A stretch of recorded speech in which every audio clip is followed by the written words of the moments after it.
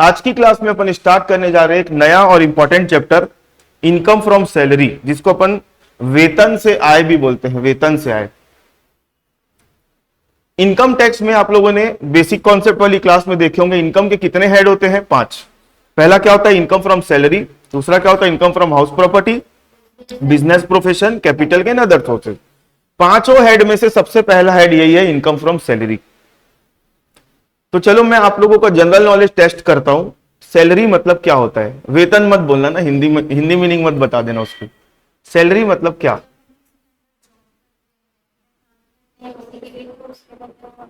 जब हम किसी के यहां पे काम करते हैं तो उससे जो हमको पैसा मिलता है उसको सैलरी बोलते हैं। जैसे मैं आप लोगों के अंडर काम कर रहा हूं, मैं आप लोगों को पढ़ा रहा हूं, मतलब मैं आप लोगों को सर्विस दे रहा हूं, तो फ्यूचर में मेरे को जब आप लोगों से फीस मिलेगी तो मेरे लिए सैलरी होगी।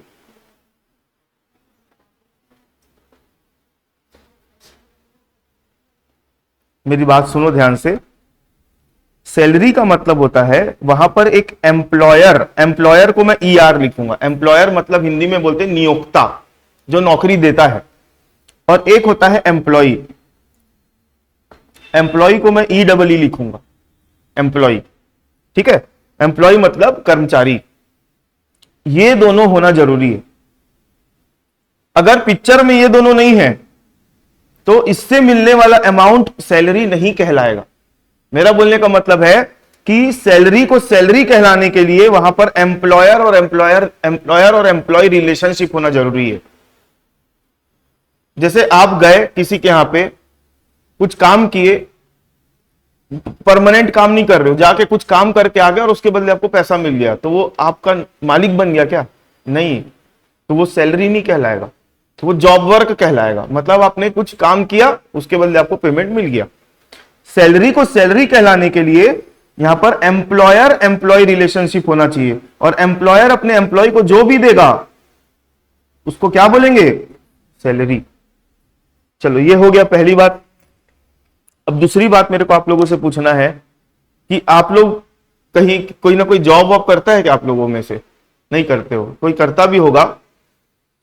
अगर आपको किसी की सैलरी कैलकुलेट करनी है तो कैसे करते हो? आप उसको पूछोगे महीने में कितना पैसा मिलता है, बोलेगा 20,000 रुपए। तो आप तुरंत 20,000 रुपए निकालो, लिखोगे कैलकुलेटर में, मल्टीप्लाई में 12 करोगे, 2,40,000 रुपए इसकी सैलरी बोल दोगे। अगर ऐसा कर रहे हो तो आप उसका साल भर का पेमेंट निकाल रहे हो, वो सैलरी नहीं कहलाएगा। और सैलरी कैलकुलेट करना इतना आसान होता तो चैप्टर बनता क्या इसका? नहीं बनता। पूरा चैप्टर है अपने आप में। सैलरी के अंदर बहुत सारी ऐसी चीजें होती है। मैं बोला था ना इनकम टैक्स स्टार्ट करने के पहले कि आप लोगों की जनरल नॉलेज बहुत बढ़ने वाली है। अगर आप लोगों में से जितने स्टूडेंट्स हो अभी, फ्यूचर में कहीं ना कहीं तो जॉब करोगे। 60 से 70% लोग नौकरी ही करते हैं, 30% लोग अपना काम करते हैं। तो जिन लोग जॉब करोगे ना तो उनको सैलरी मिलनी है, कहीं ना कहीं कोई गवर्नमेंट जॉब में चला जाएगा तो कोई कहीं चला जाएगा। तो ये चैप्टर आप लोगों को बहुत काम आने वाला है। अरे मैं ब्लर कैसे हो गया? ठीक है, तो ऑनलाइन वालों आप लोगों को सब क्लियर है ना? स्क्रीन वगैरह ठीक दिख रही है? चलो, तो अब अपन आगे बढ़ते हैं। सैलरी जो होती है ना, सैलरी ये 3 चीजों से मिलकर बनती है। अभी कुछ लिखना मत, ध्यान से सुनते जाओ। ये पूरा लिखा हुआ PDF शेयर कर दूंगा मैं आप लोगों को। सैलरी जो होती है ये 3 चीजों से मिलकर बनती है। एक होता है पेमेंट्स, एक होता है अलाउंसेस, और तीसरा होता है परक्यूजिट्स। पेमेंट्स का मतलब होता है भुगतान, अलाउंसेस का मतलब होता है भत्ता या भत्ते,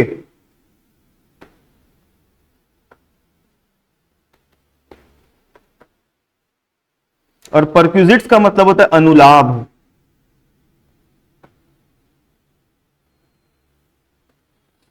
किसी को भी सैलरी अगर मिल रही है ना तो ये 3 चीज मिलकर बनती है। सबसे पहला क्या आता है? पेमेंट। दूसरा क्या आता है? अलाउंसेस। तीसरा आता है परक्यूजिट्स, भत्ते, भुगतान और अनुलाभ।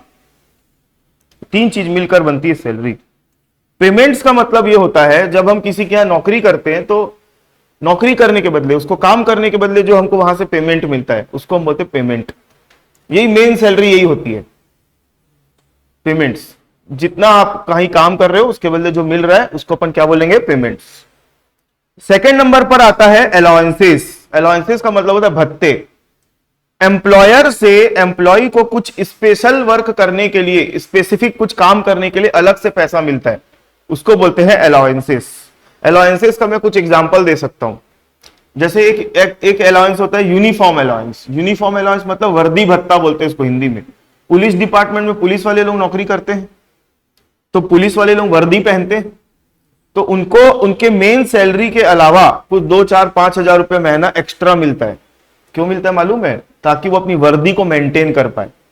क्योंकि पुलिस वाले के लिए सबसे इंपॉर्टेंट चीज क्या है उसके नौकरी के लिए? वर्दी।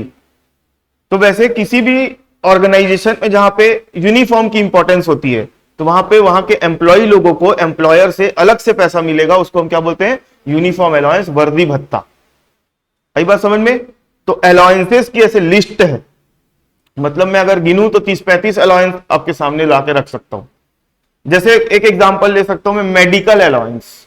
किस लिए दिया जा रहा होगा? ये एम्प्लॉयर अपने एम्प्लॉय को कुछ एक्स्ट्रा पैसा दे रहा है, और क्या नाम से दे रहा है? Medical allowance. तो किस लिए दे रहा होगा? इलाज पानी कराने के लिए। एक मिलता है फूड अलाउंस, फूड या फिर टिफिन अलाउंस। ये किस लिए मिल रहा होगा? खाने पीने के लिए। एक अलाउंस होता है ट्रैवलिंग अलाउंस। किस लिए मिल रहा होगा?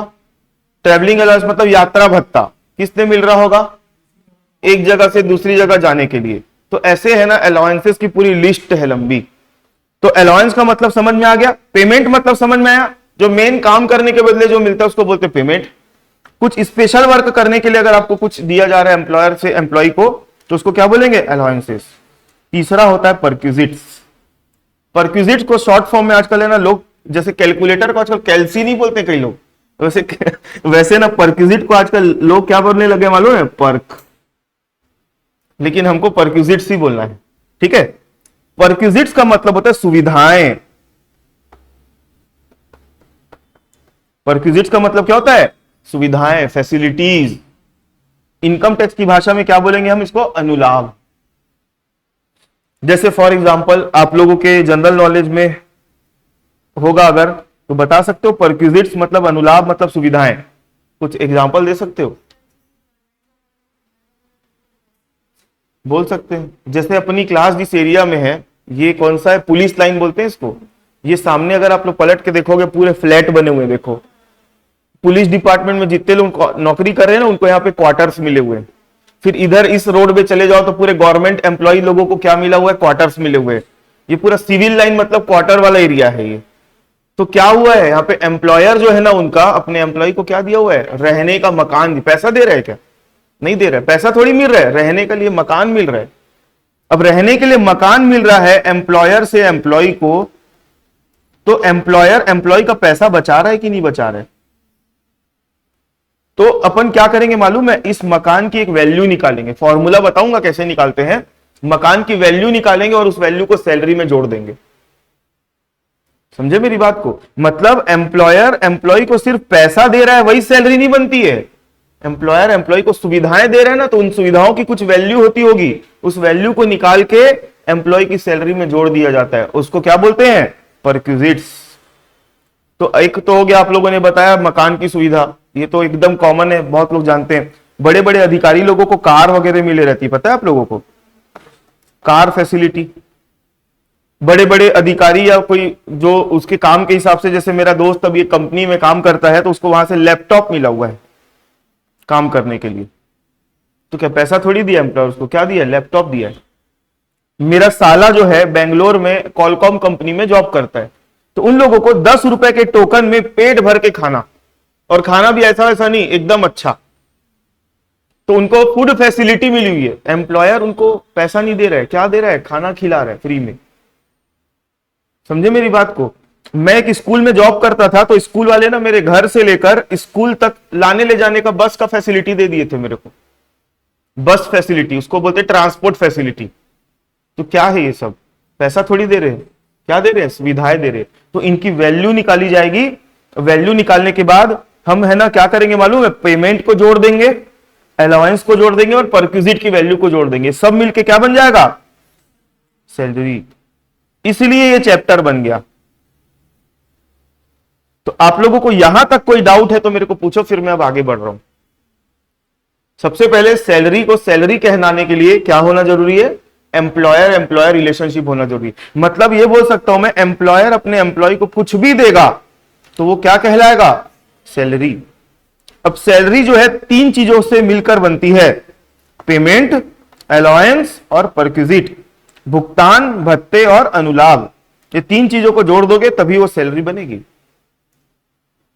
ठीक है, आगे बढ़ते हैं। चलो, सैलरी की कैलकुलेशन करने का है ना एक फॉर्मेट होता है, इस फॉर्मेट को आपको है ना कैसे यूज करना है मैं बता रहा हूं। सबसे पहले कंप्यूटेशन ऑफ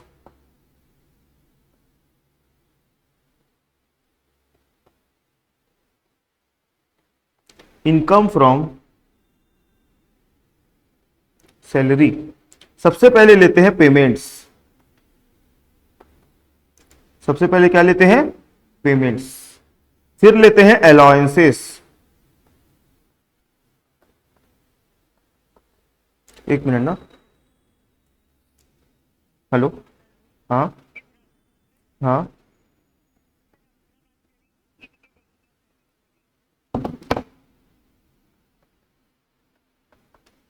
परक्यूजिट्स, ये तीनों को जोड़ दोगे तो ये तीनों को जोड़ने के बाद क्या मिलेगा मालूम है, ग्रॉस सैलरी, सकल वेतन, ग्रॉस सैलरी। अब यहां पर अपन को मिलेगी डिडक्शन, छूट। डिडक्शन में आप लोग यहां पे स्टैंडर्ड डिडक्शन,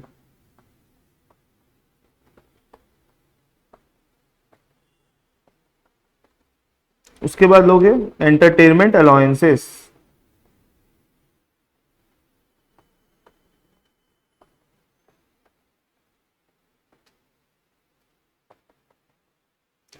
उसके बाद एम्प्लॉयमेंट टैक्स,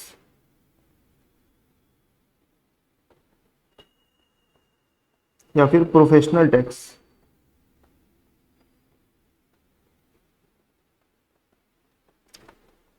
ये तीनों की छूट लेंगे, उसके बाद जो आएगा वो कहलाएगा टैक्सेबल इनकम फ्रॉम सैलरी।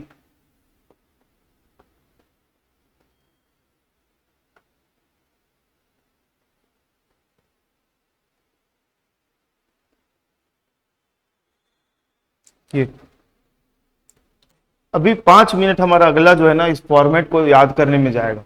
मेरे को मालूम है जिंदगी में पहली बार ये चैप्टर पढ़ रहे हो, बहुत सारे वर्ड्स आप लोगों के लिए नए हैं, याद करने में समय लगेगा, लेकिन मेरे ऊपर भरोसा रखो ये याद भी हो जाएगा और आप लोग सवाल भी बनाने के लायक हो जाओगे। 2 मिनट के लिए इसको ध्यान से पढ़ो। आधा फॉर्मेट तो अपन ऑलरेडी पढ़ चुके हैं।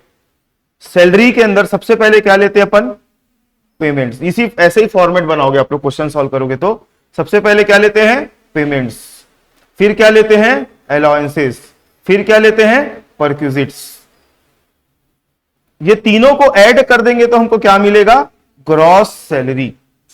फिर उसके बाद हमको यहां मिलती है डिडक्शन। डिडक्शन मतलब छूट, कुछ कटौतियां मिल जाती है। तो डिडक्शन में सबसे पहला क्या डिडक्शन आता है, स्टैंडर्ड डिडक्शन, फिर क्या आता है, एंटरटेनमेंट अलाउंस, फिर क्या आता है, एम्प्लॉयमेंट टैक्स या फिर प्रोफेशनल टैक्स। ठीक है, इसमें ये तीनों को माइनस कर देंगे तो क्या मिल जाएगा हमको, टैक्सेबल इनकम फ्रॉम सैलरी मिल जाएगा। 2 मिनट याद करो फिर अपन आगे बढ़ेंगे।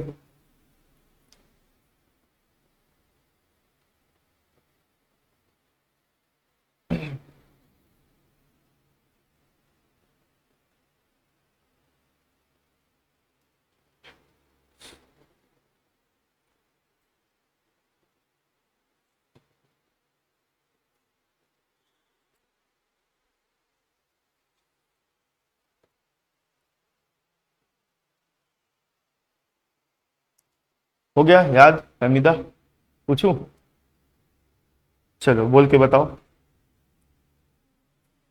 हाँ हाँ, परक्यूजिट्स, हाँ हाँ हाँ, हम्म हम्म, हाँ, टैक्सेबल इनकम फ्रॉम सैलरी। आप बता सकते हो प्रांजल? ये सर आधा ही याद हुआ है। आधा याद हुआ है। हाँ, पेमेंट अलाउंसेस और परक्यूजिट्स, हाँ, परक्यूजिट, फिर हाँ उसे ग्रॉस सैलरी निकलेगा, फिर हाँ डिडक्शन करना है, स्टैंडर्ड डिडक्शन को माइनस करना है, फिर हाँ। उसके बाद में होगा। स्टैंडर्ड डिडक्शन के बाद है एंटरटेनमेंट अलाउंस। उसको सबको माइनस करना है ना इसको। हाँ, माइनस करना है सबको। उसके बाद क्या लेना है? एम्प्लॉयमेंट टैक्स या फिर प्रोफेशनल टैक्स। तीन चीज अच्छा। माइनस हो जाएगी ग्रॉस सैलरी में से, तो क्या आ जाएगा? Taxable income from salary. आप बता सकते हो सोनी जी? मैं नाम भूल गया, किरण सोनी करके नाम है, और कल आपका नाम मैं कुछ और नाम से सेव किया था, इसलिए कंफ्यूजन है। एक मिनट रुक जाओ। सर शगुन, शगुन, हाँ शगुन। शगुन बता सकते हो? पेमेंट अलाउंस हाँ, और कुछ वेस्टेज फिर परक्यूजिट्स, उससे हाँ, फिर ग्रॉस सैलरी आ जाता है, हाँ, फिर उससे डिडक्ट करते हैं स्टैंडर्ड डिडक्शन हम्म और एंटरटेनमेंट अलाउंस हम्म, और एम्प्लॉयमेंट टैक्स और प्रोफेशनल टैक्स, हाँ, फिर सबको डिडक्ट करने के लिए taxation income from salary. Taxable income from salary आ जाएगा। ठीक है। एक मिनट ना, एक बच्चा है उसका ना लिंक ओपन नहीं हो रहा है बोलता है। एक मिनट रुक जाओ।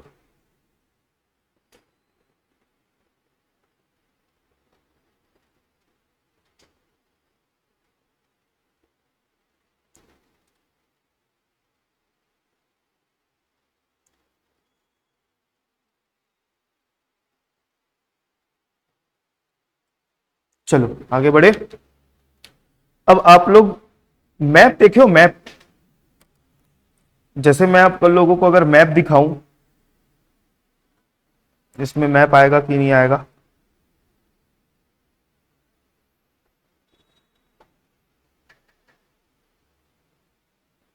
ये आ गया मैप।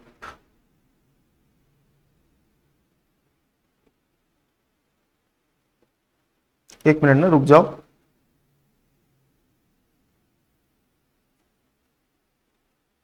ये मैप है, ठीक है। ये मैं पूरा जूम आउट कर दिया। ये मैप को मैं पूरा जूम आउट कर दिया। जूम आउट कर दिया मतलब समझ गए? अभी हमको पूरी दुनिया दिख रही है। फिर धीरे धीरे मैं जैसे जूम इन करूंगा तो अब आपको क्या दिख रहा है? इंडिया। फिर मैं जूम इन किया तो क्या दिख रहा है? छत्तीसगढ़। और छत्तीसगढ़ को और मैं जूम इन करूंगा तो क्या दिखेगा आपको? बिलासपुर दिख रहा है। रायपुर का है? ये भिलाई, रायपुर आ गया। ठीक है। अब रायपुर के अंदर भी अपन और जाते जाएंगे तो अपना अपने को खुद का लोकेशन और बड़ा करूंगा तो अपनी बिल्डिंग की छत भी दिख जाएगी, है ना? मेरा बोलने का मतलब है, मैप अचानक क्यों ले आए सर आप?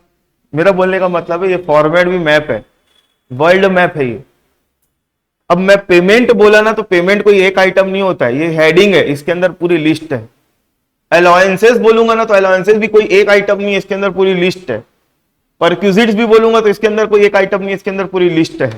मेरी बात समझ में आ रही है? तो ये इसको सामने ए नंबर लिखो, इसके सामने बी, इसके सामने सी, या फिर 1 2 3 4 भी लिख सकते हैं, कोई दिक्कत नहीं है। ठीक है। तो सबसे पहले अब अपन डिस्कस करेंगे पेमेंट्स के बारे में।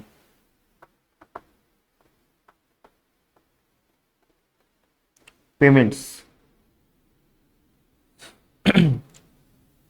हिंदी मीडियम वाले स्टूडेंट लोग, आप लोग टेंशन मत लेना। ये जितना भी इंग्लिश में लिखा हुआ है बाजू में, अब क्या है, क्लास के समय एकदम से मैं हिंदी इंग्लिश एक साथ लिखूंगा ना, तो मैं जब आप लोगों को इसका पीडीएफ भेजूंगा ना, तो ये साइड में मैं ना हिंदी भी जोड़ के दे दूंगा आप लोगों को, ठीक है? तो उससे दिक्कत नहीं होगी, बाकी समझने में कहीं पे कोई प्रॉब्लम नहीं होगी, इतना मेरा गारंटी है। पेमेंट्स। पेमेंट्स के अंदर सबसे पहले आता है, कहां चला गया? एक मिनट ना।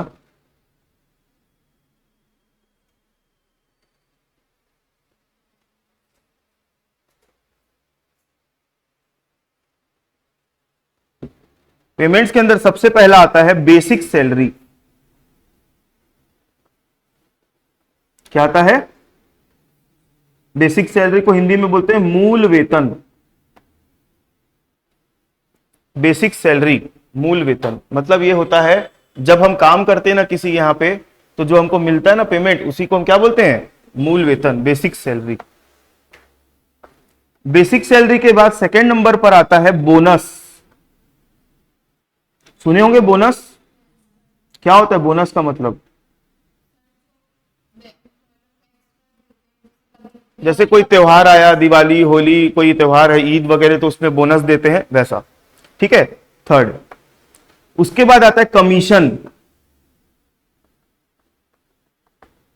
कमीशन,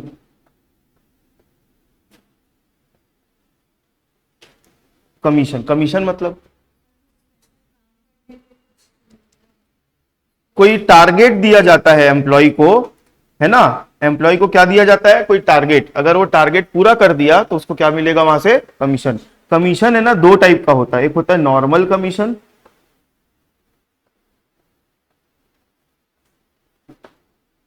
और दूसरा होता है कमीशन ऑन सेल्स। एक होता है सामान्य कमीशन और दूसरा होता है विक्रय पर कमीशन, सेल्स पर कमीशन। नॉर्मल कमीशन और दूसरा क्या होगा? सेल्स पर कमीशन।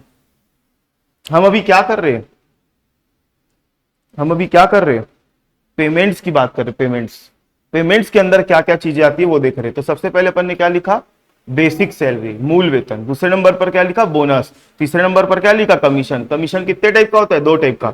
एक होता है नॉर्मल कमीशन, दूसरा क्या होता है? कमीशन ऑन सेल्स होता है। Fourth, advance salary.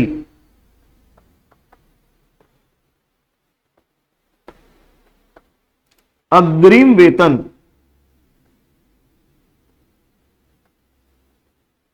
Advance salary, अग्रिम वेतन, क्या समझते हैं इससे आप? एडवांस सैलरी,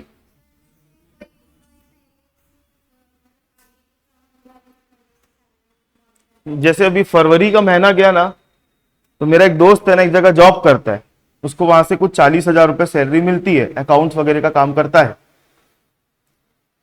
तो उसकी शादी थी मार्च के शुरुआत के आसपास कुछ, और वो भाई क्या किया, 3 महीने की सैलरी एडवांस मांग लिया। कितने की सैलरी एडवांस मांगा? 3 महीने की सैलरी। जैसे फॉर एग्जांपल एक साल है पूरा, ध्यान से समझना।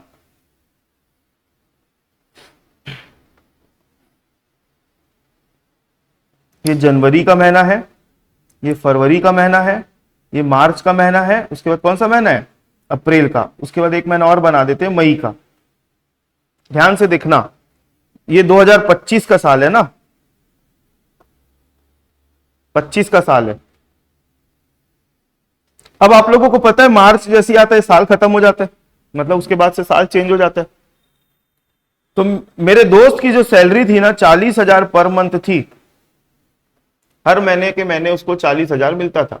तो जनवरी महीने में 40,000 मिला उसको, ठीक है, कोई दिक्कत वाली बात ही नहीं है।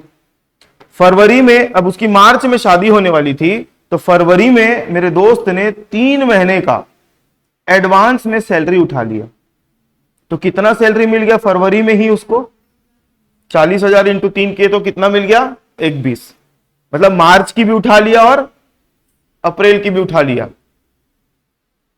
तो अब क्या हुआ यहां पे? एडवांस सैलरी कितनी कहलाएगी?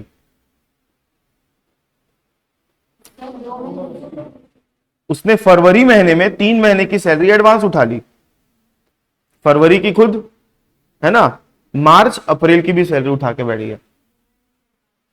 मतलब उसने मार्च की सैलरी भी यहां उठा ली, अप्रैल की भी यहां उठा ली। तो एडवांस सैलरी किसको बोलेंगे? इस साल की सैलरी का जो पार्ट था ना, वो एडवांस नहीं कहलाए। इस साल के बाद की सैलरी कितनी थी जो उसने कब ले लिया है? फरवरी में, ये एडवांस सैलरी बनेगा। मतलब मार्च की सैलरी तो एडवांस खत्म हो जाएगी ना भाई, जब आपको जो भी हिसाब किताब करना है 31 मार्च तक का करना है, 31 मार्च की डेट आएगी तो मार्च की सैलरी एडवांस रह जाएगी क्या? नहीं, एडवांस कौन सी कहलाएगी? अप्रैल की। तो जो अगले साल का पैसा इस साल में आ गया है उसको हम क्या बोलेंगे? Advance salary. आई बात समझ में? अगले साल का जो पैसा इस साल में आ गया है उसको हम क्या बोलेंगे? Advance salary. केशव क्या प्रॉब्लम आ रही थी भाई?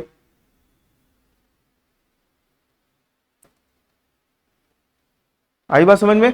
चलो आगे बढ़ते हैं। तो ये डायग्राम बने रहने दूं कि मिटा दूं? बने रहने देता हूं। ये हो गया एडवांस सैलरी। इसके बाद बात अपन करेंगे, किसकी?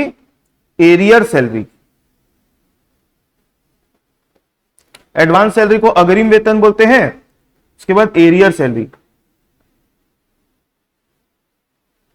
एरियर सैलरी को बोलते हैं बकाया वेतन।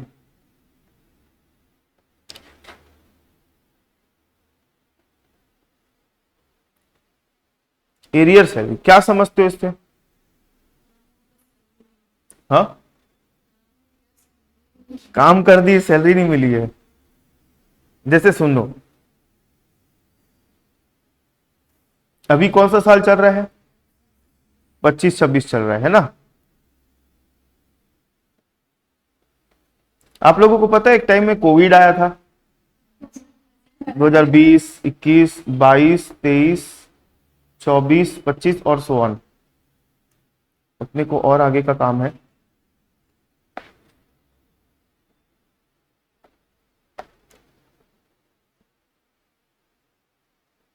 चौबीस के बाद 25, 26, 26 रहने दो।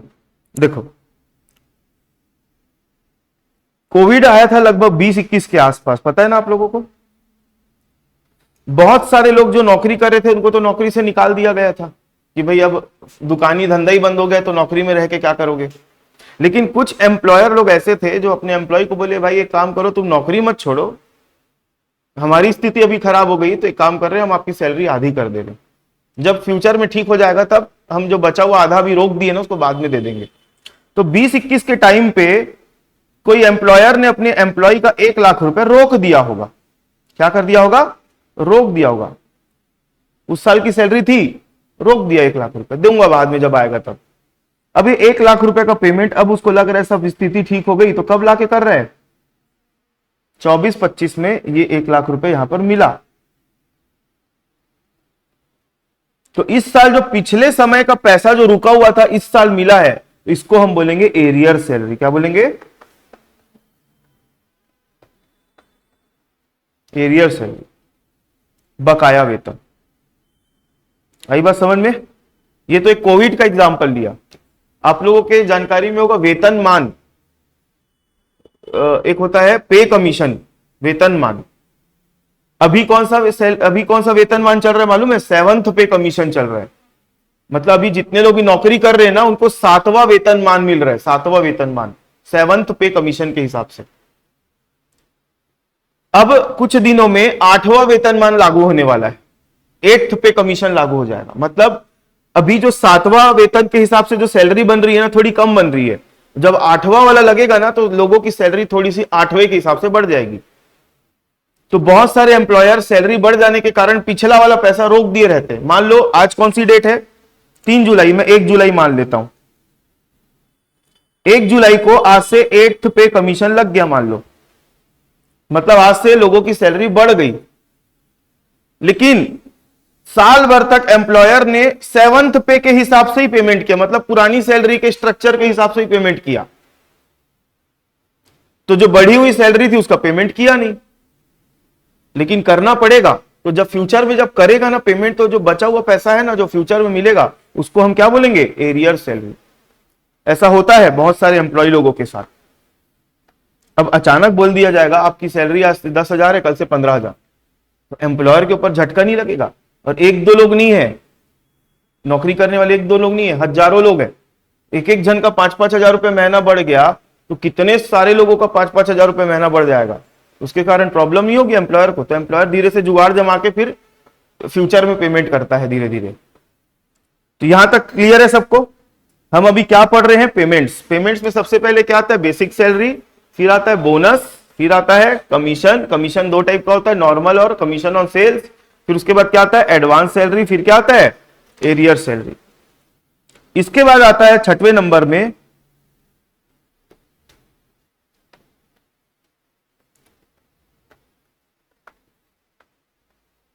Retirement benefits. Retirement benefits, retirement benefits मतलब होता है जब लोग नौकरी से छूट जाते हैं, नौकरी से रिटायर हो जाते हैं, तो क्या मिलता है? रिटायर होने के बाद पेंशन मिलता है। पेंशन सुने हो? उसके बाद आप लोगों को सुनाई दिया होगा प्रोविडेंट फंड का पैसा मिलता है, पीएफ वीएफ का पैसा मिलता है, ग्रेच्युटी मिलती है एक तो। क्या मिलती है? ग्रेच्युटी। ग्रेच्युटी इंग्लिश में भी ग्रेच्युटी बोलते हैं, हिंदी में भी ग्रेच्युटी ही बोलते हैं उसको।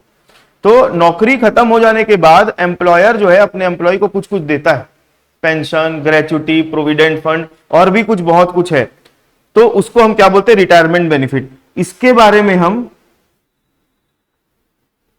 सैलरी 2 जब आएगा ना तब पढ़ेंगे, अभी ये हमारे इस चैप्टर के पार्ट में नहीं है, ठीक है। इसके बाद पढ़ेंगे कॉम्पेंसेशन। कॉम्पेंसेशन मतलब क्षतिपूर्ति। क्षतिपूर्ति मतलब एक क्वेश्चन आएगा जिसमें एम्प्लॉयर जो है वो अपने एम्प्लॉय को नौकरी से निकाल दिया। एम्प्लॉयर अचानक बोला बाय, मतलब नौकरी से निकाल दिया। एम्प्लॉय लोगों को अचानक बिना किसी कारण से निकाला नहीं जा सकता नौकरी से, या तो उसने कुछ गलत किया तब निकाल सकते हो तो बात अलग है, लेकिन नॉर्मली नहीं निकाला जा सकता है। और निकाल दिया है तो एम्प्लॉयर को क्या क्या देना पड़ेगा? उसको कॉम्पेंसेशन, क्षतिपूर्ति देना पड़ेगा। तो इसको भी हम क्या बोलते हैं? पेमेंट। कॉम्पेंसेशन के बाद 8वें नंबर पर आता है, नंबरिंग सही चल रही है ना अपनी? 1 2 3 4 5 6 7 8, हाँ, डियरनेस पे।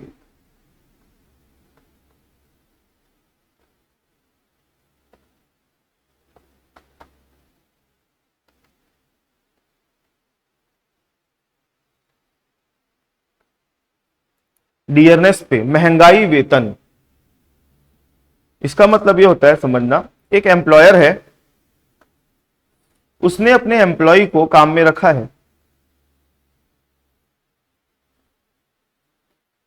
एम्प्लॉयर है, उसने अपने एम्प्लॉय को क्या किया है? काम में रखा है। जब काम में रखा था तो इसकी सैलरी 10,000 पर मंथ थी, और साल भर में थोड़ा थोड़ा बढ़ाते जाता है, कोई दिक्कत नहीं है। लेकिन महंगाई जिस हिसाब से बढ़ रही है उस हिसाब से उसकी सैलरी नहीं बढ़ रही है। महंगाई बढ़ने की तेजी ज्यादा है, सैलरी बढ़ने की तेजी कम है। तो एम्प्लॉयर क्या करता है? रूल बना हुआ है बहुत सारे डिपार्टमेंट में कि सैलरी के अलावा कुछ और पेमेंट करेगा जिससे एम्प्लॉय जो है ना महंगाई की मार से बच सके। सैलरी तो देगा ही, सैलरी के अलावा कुछ और एक्स्ट्रा पेमेंट देगा। क्या नाम से देगा? डियरनेस पे, महंगाई वेतन, मतलब सैलरी में जोड़ के अलग से देगा। तो उसको हम क्या बोलेंगे? महंगाई वेतन, डियरनेस पे, ठीक है, महंगाई की मार से बचने के लिए। कभी कभी आप लोगों को पता होना चाहिए, जितनी सैलरी होती है ना उसके बराबर का डियरनेस पे जाता है।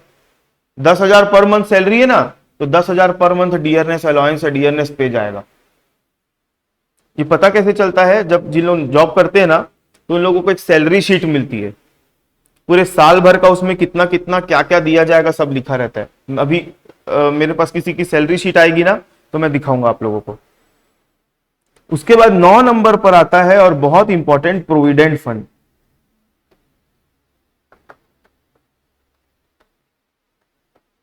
तो हिंदी में बोलते हैं भविष्य निधि।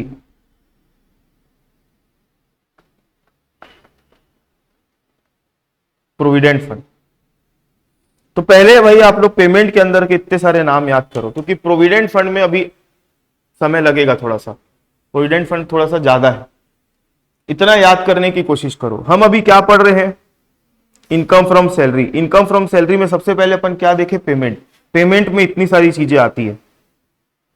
सबसे पहले क्या आता है? बेसिक सैलरी, फिर क्या आता है? बोनस, फिर क्या आता है? कमीशन, फिर क्या आता है? एडवांस सैलरी, फिर क्या आता है? एरियर सैलरी, फिर क्या आता है? Retirement benefit. रिटायरमेंट बेनिफिट के बारे में हम सैलरी 2 में पढ़ेंगे। उसके बाद क्या आता है? कॉम्पेंसेशन। उसके बाद क्या आता है? डियरनेस पे। उसके बाद क्या आता है? Provident fund. याद रहेगा? चलो तो अब अपन बात करेंगे प्रोविडेंट फंड।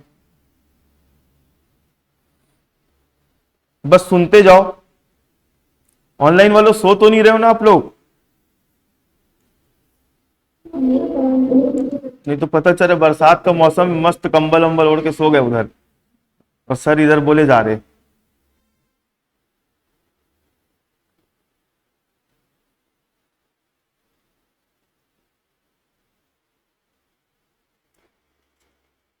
ये ममता के ऊपर डाउट है मेरे को, ममता सो गई होगी पक्का बता रहा।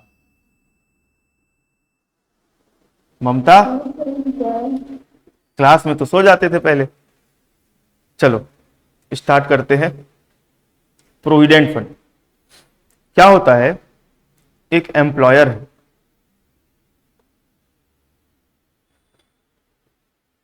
इसके अंडर में एक एम्प्लॉय काम करता है। मतलब और भी एम्प्लॉय काम करते होंगे, मैं बात एक ही एम्प्लॉय की कर रहा हूं। एक एम्प्लॉयर है, उसके अंडर में एक एम्प्लॉय काम करता है, और एम्प्लॉयर जो है अपने एम्प्लॉय को 20,000 रुपए पर मंथ सैलरी देता है। कितनी? 20,000 पर मंथ। अब एम्प्लॉय नौकरी कर रहा है, 20,000 पर मंथ मिल रहा है। अब बाय चांस इस बेचारे की नौकरी छूट गई तो ये क्या करेगा? इसके पास अगर सेविंग वगैरह भी कुछ नहीं है, नौकरी छूट गई, नया काम भी नहीं मिल रहा, तो क्या करेगा? दिक्कत होगी कि नहीं इसके साथ?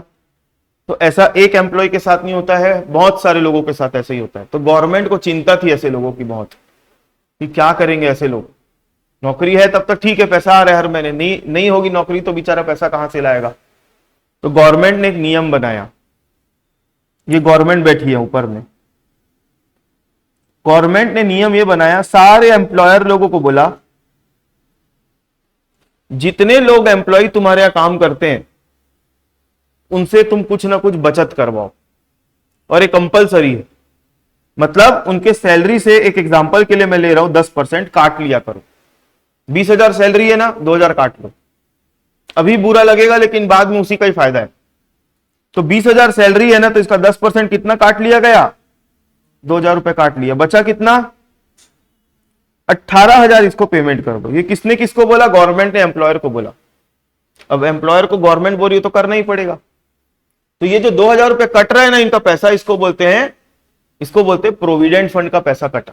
आप लोग बोलचाल की भाषा में सुने होंगे, बहुत लोग नौकरी करते, कट पीट के इतना पैसा आया, सैलरी बनती इतनी है लेकिन कट पीट के इतना आता है, ऐसा सुने होंगे आप लोग। तो ये वही वाला पैसा कटता है इनका। अब गवर्नमेंट ने सिर्फ यहीं पे बात खत्म नहीं करी अपनी। गवर्नमेंट बोली जितना तुम उसके सैलरी से काटे ना पैसा, उतना और मिलाओ अपने जेब से। अब ये अपने जेब से कितना मिलाएगा? 2,000 मिलाएगा। कौन मिलाएगा? एम्प्लॉयर। तो 2,000 एम्प्लॉय के सैलरी से कटा और 2,000 एम्प्लॉयर अपने जेब से मिलाया। टोटल कितना हो गया? अब गवर्नमेंट अपना एक तो डिपार्टमेंट बना के रखी है, पीएफ डिपार्टमेंट। कौन सा डिपार्टमेंट? PF department. छत्तीसगढ़ का पीएफ डिपार्टमेंट अगर आपको देखना है तो जो रायपुर पंडरी मार्केट है ना, सिटी सेंटर मॉल, उसके जस्ट बाजू में प्रोविडेंट फंड की ऑफिस है बहुत बड़ी। ईपीएफ ऑफिस बोलते हैं, एम्प्लॉय प्रोविडेंट फंड ऑफिस। तो पीएफ डिपार्टमेंट बनाया गवर्नमेंट ने। अब पीएफ डिपार्टमेंट किसका है? सरकार का है। इस डिपार्टमेंट में एम्प्लॉयर क्या करेगा? एम्प्लॉय लोगों के नाम से खाता खुलवाएगा, पीएफ अकाउंट खुलवाएगा। क्या खुलवाएगा? PF account खुलवाएगा। अब इसके नाम से पीएफ डिपार्टमेंट में क्या हो गया? एक तो खाता खुल गया पीएफ। जैसे बैंक में खाता खुलता है ना, वैसे पीएफ ऑफिस में भी एक तो खाता खुलता है, उसको पीएफ अकाउंट बोलते हैं। अब ये 4,000 रुपए को ये रखेगा नहीं अपने पास, क्या करेगा? एम्प्लॉय के नाम से, इसके नाम से यहां जमा करा देगा उसके खाते में। और ये एक बार नहीं होना है, हर महीने काम होना है। हर महीने जितने महीने तक सैलरी देगा, हर महीने काटेगा, अपनी जेब से उतना मिलाएगा और वहां जमा करते जाएगा, करते जाएगा, करते जाएगा। अब सोच लो उसके अकाउंट में हर महीने 4,000 रुपए जमा हो रहा है और बहुत लंबे समय से काम कर रहा है, तो एक अच्छी खासी अमाउंट जमा नहीं हो गई उसके खाते में। अब पीएफ अकाउंट में जितना पैसा जमा करते हैं ना, उसके ऊपर गवर्नमेंट क्या करती है मालूम है? इंटरेस्ट भी देती। क्या देती है? ब्याज भी देती है। अब ये पैसा इकट्ठा हो गया प्लस उसके ऊपर का ब्याज, एक बहुत बड़ी अमाउंट जमा हो जाती है। अब जब ये रिटायर हो जाएगा, ये आदमी, ये क्या हो जाएगा? रिटायर हो जाएगा या फिर नौकरी छोड़ देगा या फिर मर जाएगा, तीनों में से कोई एक काम पहले जो हो जाए, ये पैसा फिर इसको मिल जाएगा। आई बात समझ में? ये पैसा इसको मिल जाएगा। ये पूरा स्ट्रक्चर समझ में आया? पीएफ का क्या होता है?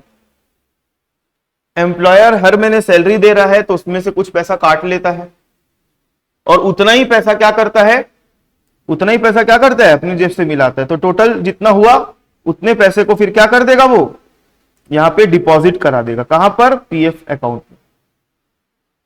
अब ये पीएफ अकाउंट किसके नाम से खुला है, एम्प्लॉयर के एम्प्लॉई? एम्प्लॉई के नाम से खुला है, एम्प्लॉई। फिर ये हर महीने के महीने पैसा जमा हो रहा है, जमा हो रहा है, जमा हो रहा है, उसके ऊपर ब्याज भी मिलते जा रहा है। फिर जब एक मुश्त अमाउंट हो जाएगी, बाद में एम्प्लॉय को मिल जाएगा। जैसे मैं आप लोगों को बताया था, मैं अपने भाई के यहाँ जॉब भी करता हूँ, मेरे भाई की कंपनी है, तो वहां पर मेरा मतलब मैं कुछ फाइनेंस का काम देखता हूं, तो वहां पर मेरे को वहां से सैलरी भी मिलती है। तो मेरा भाई मेरे नाम से पीएफ का पैसा काटता है, और वो पैसा जमा होते जा रहा है, होते जा रहा है, होते जा रहा है। ठीक है, तो मेरा बोलने का मतलब है, इसका सैलरी से क्या मतलब, इसका सैलरी से क्या मतलब? भाई देखो, यहां पर ये पैसा जमा कौन करवा रहा है? एम्प्लॉयर। किसके नाम से जमा करा रहे हैं? तो एम्प्लॉयर ने अपने जेब से कुछ पैसा डाला कि नहीं डाला? एम्प्लॉय को सैलरी के अलावा कुछ और पैसा मिल रहा है कि नहीं, ब्याज? तो भाई सैलरी का पार्ट ही तो बनना चाहिए ना, क्योंकि जो भी चीज एम्प्लॉयर से एम्प्लॉय को मिल रही है तो वो क्या बन जाती है, सैलरी बन जाती है। अब समझना ध्यान से, अब मुद्दे की बात हो रही है। ये जो 2000 है, इसको क्या बोलेंगे? ये जो 2000 है, इसको क्या बोलेंगे? ये जो अमाउंट जमा हो गया, इसको क्या बोलेंगे? और ये ब्याज है, उसको क्या बोलेंगे? बताओ, ये जो पहला वाला 2000 था, उसको क्या, वो किसका था, वो कहां से आया? इसको बोलते हैं, जो पहला वाला 2000 था, इसको बोलते हैं employees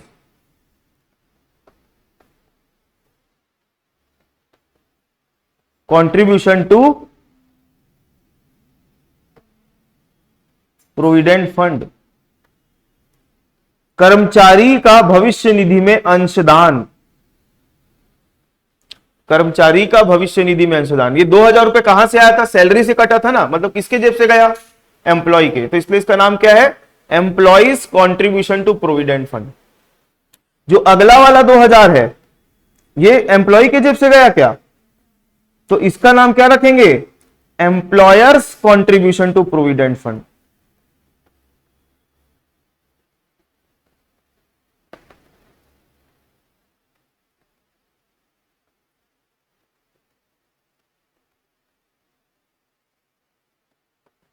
employers contribution to provident fund, जो अगला वाला 2000 है वो। अब ये जो इंटरेस्ट है, ब्याज, इसको बोलते हैं एक्रूड इंटरेस्ट। क्या बोलते हैं?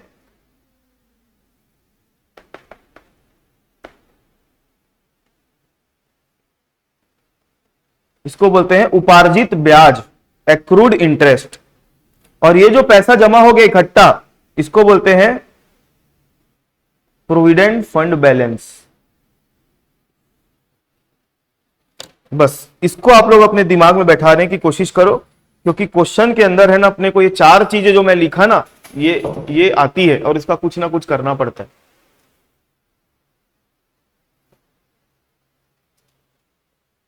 इसमें किसी को कोई डाउट है तो मेरे से पूछ सकता है। कशिश, केशव, शगुन, ममता, मेघा, प्रांजल, कोई डाउट?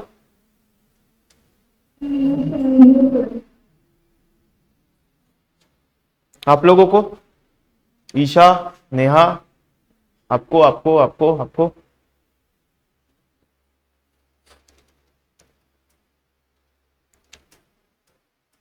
ये जो अभी मैं पढ़ा रहा हूं ना, आप लोग एक काम करना, मेरी बात सुनो।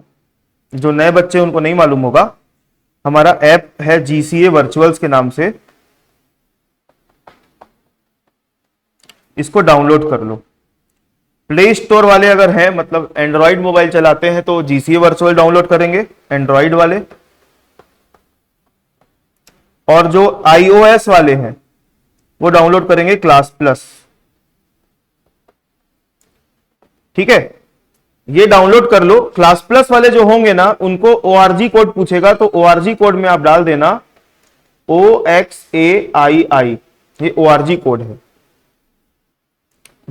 एंड्रॉइड वाले को कोड नहीं पूछेगा, क्लास प्लस वालों को पूछेगा, आईओएस वालों को। ठीक है, ये डाउनलोड कर लो, अपनी आईडी बना लो, तो डेली की जो अभी क्लास चल रही है ना, इसकी रिकॉर्डिंग भी वहां पर अपलोड हो जाएगी। तो किसी कारण से अगर क्लास मिस हो गई तो आप लोग वहां पर देख सकते हो। ठीक है, तो वहां पर है ना, और भी दूसरे चैप्टर की भी क्लास डली हुई मिलेगी। जैसे मैं सुबेरे पढ़ाता हूं ना, तो सुबेरे कुछ और चल रहा है, तो उसकी भी डल रही है वहां पे। तो आप लोगों से यह है कि आप लोगों का भी जो रिलीवेंट टॉपिक है ना, जैसे सैलरी चैप्टर पढ़ रहे हो, तो सैलरी की क्लास देखना। देख दूसरा भी सकते हो, आपको एक्सेस है उसका, लेकिन जो काम की चीज है उसको पहले देखना, जो काम की चीज नहीं उसको बाद में देखना। जो डला हुआ है ना, वो फिर से पढ़ाऊंगा आप लोगों को यहाँ पे, वो दूसरे बैच का डला हुआ है। एक्चुअली एक साथ इसलिए डाल रहा हूं, उसके पीछे कारण है, बहुत सारे बच्चे ऐसे हैं जो हमसे सिर्फ रिकॉर्डेड क्लास ही मांगते हैं। तो इस वजह से मैं क्या कर रहा हूं, सुबेरे कुछ और पढ़ाता हूं, दोपहर में कुछ और पढ़ाता हूं, दोनों बैच अलग है, तो दोनों का कंटेंट एक साथ उसमें डाल दे रहा हूं, ताकि जो रिकॉर्डेड वाले बच्चे हैं उनको ज्यादा से ज्यादा एक बार में मिल जाए। चलो, ये नोट कर रहे थे, ये वाला, ये ऐप का ये कर लिए। उसके बाद है ना, आईडी वाईडी बना लो, तो मैं आपको क्लास का एक्सेस दे दूंगा। चलो, तो मैं आगे बढ़ रहा हूं, इधर देखो ध्यान से।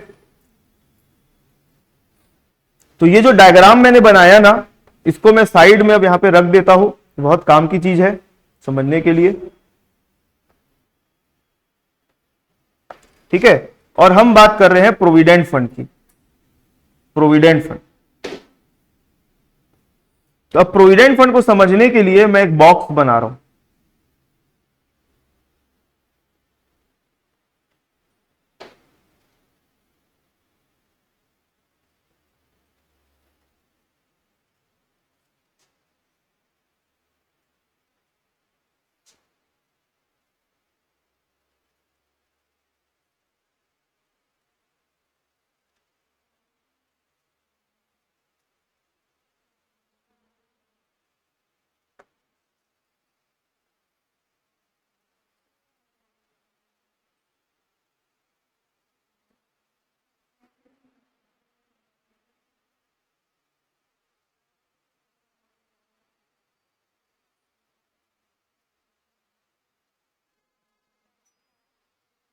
ईशा आपने बना डाउनलोड किया ना ऐप अभी?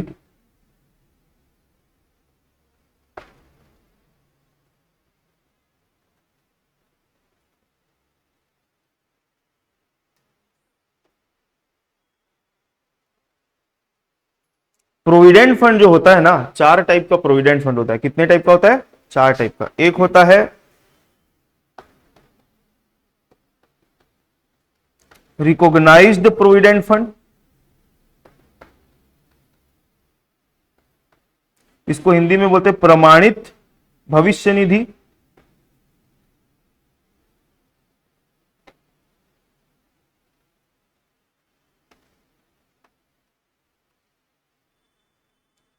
प्रोविडेंट फंड को हिंदी में भविष्य निधि बोलते हैं ना, प्रमाणित भविष्य निधि। दूसरा होता है स्टैच्यूटरी प्रोविडेंट फंड,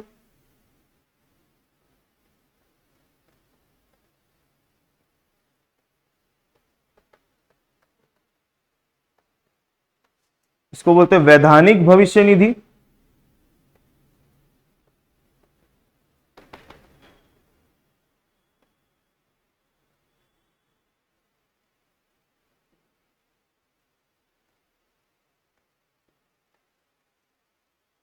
उसके बाद होता है पब्लिक प्रोविडेंट फंड।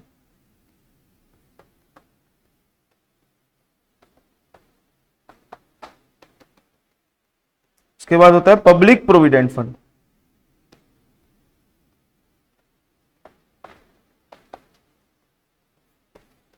इसको बोलते हैं सार्वजनिक भविष्य निधि।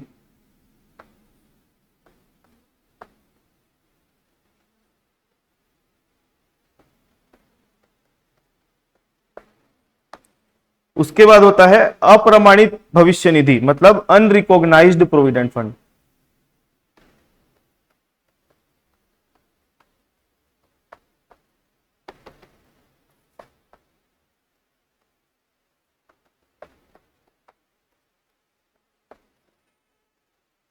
अप्रमाणित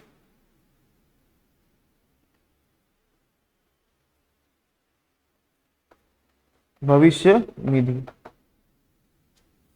इतने टाइप होते हैं प्रोविडेंट फंड के। और अभी मैंने आप लोगों के साथ डिस्कस किया था ऊपर में ये contribution by employee, contribution by employer और इंटरेस्ट और ये प्रोविडेंट फंड का बैलेंस। तो ये आ गया आपका आइटम्स में।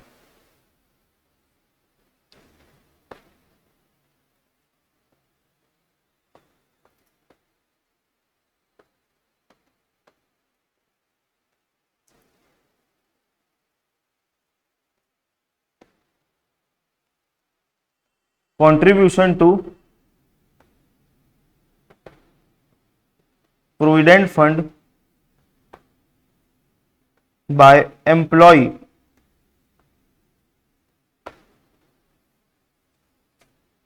अरे इधर लिखना था। नेक्स्ट है कंट्रीब्यूशन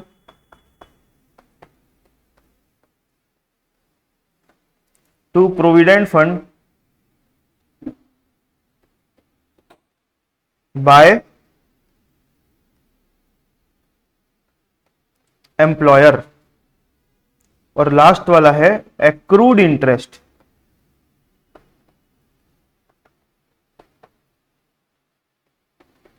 उपार्जित ब्याज। ये तीन चीज समझ में आई, contribution by employee, contribution by employer और एक्रूड इंटरेस्ट। ये तीन चीज मैंने यहां पर लिखी। अब आप लोगों को एक चीज समझना पड़ेगा, एक चीज होती है टैक्सेबल, एक चीज होती है एग्जेम्प्ट। एक चीज होती है टैक्सेबल और दूसरी चीज होती है एग्जेम्प्ट। टैक्सेबल का मतलब होता है कि गवर्नमेंट हमसे इस पर टैक्स लेगी, और एग्जेम्प्ट का मतलब होता है इस पर टैक्स नहीं लेगी, इसके ऊपर टैक्स नहीं लगता। तो जो चीज टैक्सेबल होगी ना वो सैलरी में जाके ऐड हो जाएगी, और जो चीज एग्जेम्प्ट होगी उसको सैलरी में ले जाके कुछ नहीं करना है, ऐड ही नहीं, माइनस मत कर देना, ऐड नहीं होगा वो। आई हमारी बात समझ में? जो चीज टैक्सेबल होगी वो सैलरी में जाके क्या हो जाएगी, ऐड, और जो चीज एग्जेम्प्ट होगी उसको क्या करना है, कुछ नहीं करना है। अब मजे की बात यह है, ध्यान से समझना, प्रोविडेंट फंड कितने टाइप के होते हैं पहले ये बताओ। 4 टाइप के। एक होता है रिकॉग्नाइज्ड प्रोविडेंट फंड, दूसरा होता है स्टैट्यूटरी प्रोविडेंट फंड, तीसरा होता है पब्लिक प्रोविडेंट फंड, चौथा होता है अनरिकॉग्नाइज्ड प्रोविडेंट फंड। इनका शॉर्ट नेम भी है, इनको शॉर्ट में आरपीएफ भी बोला जाता है, इसको एसपीएफ बोला जाता है, इसको क्या बोला जाता है शॉर्ट फॉर्म में, पीपीएफ, इसको बोलता जाता है यूआरपीएफ। ठीक है, तो प्रोविडेंट फंड टोटल कितने टाइप के होते हैं शॉर्ट फॉर्म में अगर बोलेंगे तो आरपीएफ, एसपीएफ, पीपीएफ और यूआरपीएफ। तो इनकी चाहे वो एम्प्लॉय का कंट्रीब्यूशन हो, क्या हो जाएगा मालूम है, एग्जेम्प्ट हो जाएगा। क्या हो जाएगा, एग्जेम्प्ट। एम्प्लॉय का कंट्रीब्यूशन, एम्प्लॉयर का कंट्रीब्यूशन भी क्या हो जाएगा, इसके ऊपर मिलने वाला ब्याज भी क्या हो जाएगा, एग्जेम्प्ट। मतलब टैक्स फ्री है, गवर्नमेंट इस पर टैक्स नहीं लेगी। कौन से वाले का बात कर रहा हूं मैं, अनरिकॉग्नाइज्ड। पब्लिक प्रोविडेंट फंड का भी क्या होगा, एम्प्लॉय का कंट्रीब्यूशन एग्जेम्प्ट, एम्प्लॉयर का कंट्रीब्यूशन एग्जेम्प्ट और एक्रूड इंटरेस्ट भी एग्जेम्प्ट। एसपीएफ के केस में भी अगर आओगे आप तो एसपीएफ के केस में भी देखोगे तो इसका एम्प्लॉय का कंट्रीब्यूशन एग्जेम्प्ट, एम्प्लॉयर का कंट्रीब्यूशन एग्जेम्प्ट और एक्रूड इंटरेस्ट भी क्या होगा, एग्जेम्प्ट। मतलब दिया रहेगा ना क्वेश्चन में, कुछ नहीं करने से, बस आपको देखना है कौन से टाइप का प्रोविडेंट फंड है। एसपीएफ होगा, पीपीएफ होगा, यूआरपीएफ होगा तो दिमागी नहीं लगाना, एग्जेम्प्ट कर देना, एग्जेम्प्ट। मेरे को मालूम है अभी पहली बार बता रहा हूं तो थोड़ा अटपटा लग रहा होगा कि क्या बता रहे हैं, क्वेश्चन बनाएंगे ना तो क्लियर हो जाएगा एकदम। अब आरपीएफ के केस में आप जाओगे ना, तो आरपीएफ के केस में जो एम्प्लॉय वाला कंट्रीब्यूशन होता है वो क्या होता है, एग्जेम्प्ट। मतलब कितने बॉक्स बनाया था मैं, 1 2 3 4 5 6 7 8 9 10, 10 बॉक्स में केवल, अच्छा सॉरी 12 बॉक्स है, 12 बॉक्स में टोटल 2 बॉक्स में ही कुछ करना है मेरे को, बाकी 10 बॉक्स का क्या है, एग्जेम्प्ट है। मतलब इनका कुछ करना ही नहीं है, छोड़ देना है। Contribution to provident fund by employer का क्या करना है, ये एग्जेम्प्ट तो होता है अप टू 12% ऑफ, अभी लिख बस लेना, मेरे को मालूम है अभी समझ में नहीं आएगा, आरपीएफ सैलरी। ये पूरा पूरा एग्जेम्प्ट नहीं होता है, ये आरपीएफ की सैलरी होती है ना, उसके 12% तक एग्जेम्प्ट होगा बस, उसके ऊपर आएगा तो वो टैक्सेबल हो जाएगा। आई मेरी बात समझ में? मतलब आरपीएफ की सैलरी कोई एक अमाउंट होगी, उसका 12% निकालेंगे तो 12% तक एग्जेम्प्ट होगा, उसके ऊपर की जो भी अमाउंट बनेगी ना वो क्या हो जाएगा, टैक्सेबल। मैं इसके ऊपर पूरे कम से कम है ना 6-7 एग्जाम्पल करवाऊंगा अभी। एग्जाम्पल करवाने से ये जो लिखा हुआ है ना मैंने, ये पूरा समझ में आ जाएगा क्रिस्टल क्लियर कि करना क्या है। अभी बस सुन बस लो आप लोग, मेरे को मालूम है अभी बहुत सारा कंफ्यूजन हो रहा होगा आपको। नेक्स्ट, एक्रूड इंटरेस्ट की अगर बात करें तो ये एग्जेम्प्ट होगा up to 9.5% of PF balance. Provident fund के बैलेंस का 9.5% तक क्या होगा, ये एग्जेम्प्ट होगा। यहां तक समझ में आ गया? नहीं भी आया है तो एग्जांपल करेंगे अपन अभी, उसमें आप लोगों को पूरा समझ में आ जाएगा। ठीक है,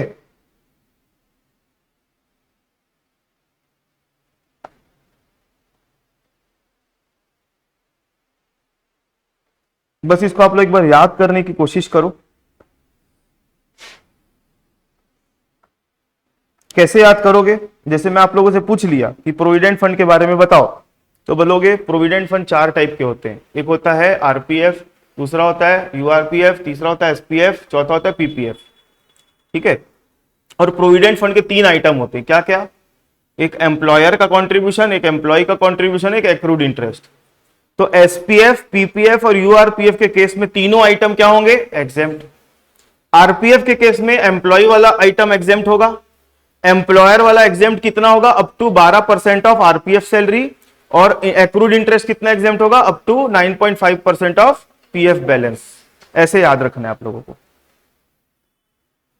अगर आपके पास इनकम टैक्स की बुक है, तभी खोलना नहीं है उसको, ये जो मैंने टेबल बना दिया ना आपके सामने, यही चीज लगभग आपके बुक में 2.5 पेज में फैल के रखी हुई है। मतलब यही जो रूल मैंने लिखवाया अभी आप लोगों को, ये आपके इनकम टैक्स की बुक में 2.5 पेज में पूरा फैला हुआ है, और ऐसे ऐसे वर्ड लिखे हुए हैं, आप लोगों को कुछ समझ में नहीं आएगा उसमें। तो ये टेबल आप लोगों के बहुत काम आने वाली है आगे। ठीक है, तो इसको आप लोग हल्के में मत लेना।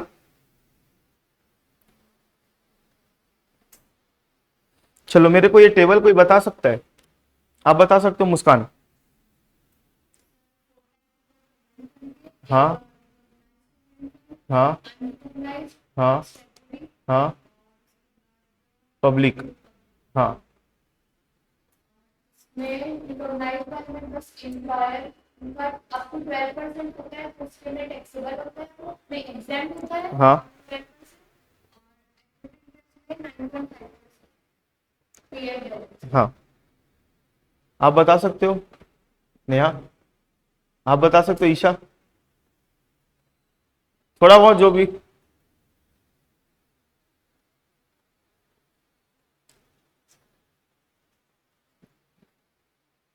बोलो। हाँ हाँ, शॉर्ट बता दो, कोई दिक्कत नहीं। हाँ, यूआरपीएफ, हाँ, एक होता है आरपीएफ, एसपीएफ, पीपीएफ और यूआरपीएफ। एक होता है एम्प्लॉय का कंट्रीब्यूशन, एक होता है एम्प्लॉयर का कंट्रीब्यूशन, एक होता है एक्रूड इंटरेस्ट, जिसमें से इसका इसका इसका इसका इसका इसका इसका इसका इसका और ये वाला सब क्या होता है, एग्जेम्प्ट। बचेगा कौन सा, आरपीएफ का एम्प्लॉयर वाला और एक्रूड इंटरेस्ट। तो एम्प्लॉयर वाला जो था वो कितना एग्जाम था, 12% ऑफ क्या, आरपीएफ की सैलरी, और वो कितना एग्जाम था, 9.5% ऑफ पीएफ बैलेंस।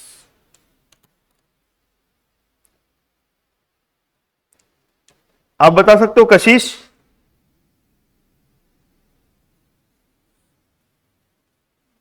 कशिश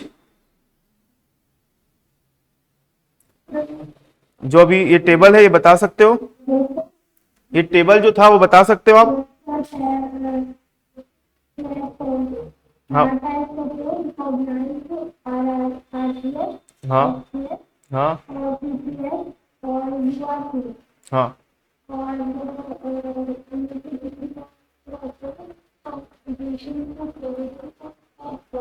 हम्म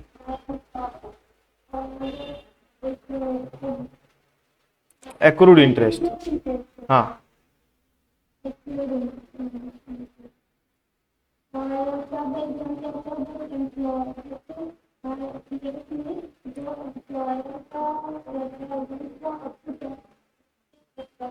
हम्म हाँ ठीक बोले। चलो, तो मैं एक काम कर रहा हूं, आज की क्लास के लिए आप लोगों के ऊपर बहुत ज्यादा लोड हो जाएगा, तो सबसे पहला काम कर रहा हूं, ये पीडीएफ अभी आप लोगों को शेयर कर रहा हूं। दूसरा, आज की क्लास अभी अपलोड कर दूंगा, तो आप लोगों को रिवाइज करना है तो कल की क्लास में आने के पहले रिवाइज कर लेना। केशव, आप लेट आए थे, शायद आपको ज्वाइन नहीं कर पा रहे थे आप, तो आज की क्लास की जो रिकॉर्डिंग हुई है वो आपको ऐप में मिल जाएगी, उसको देख लेना आप, ठीक है। स्टार्टिंग का जो पार्ट आपका रह गया है,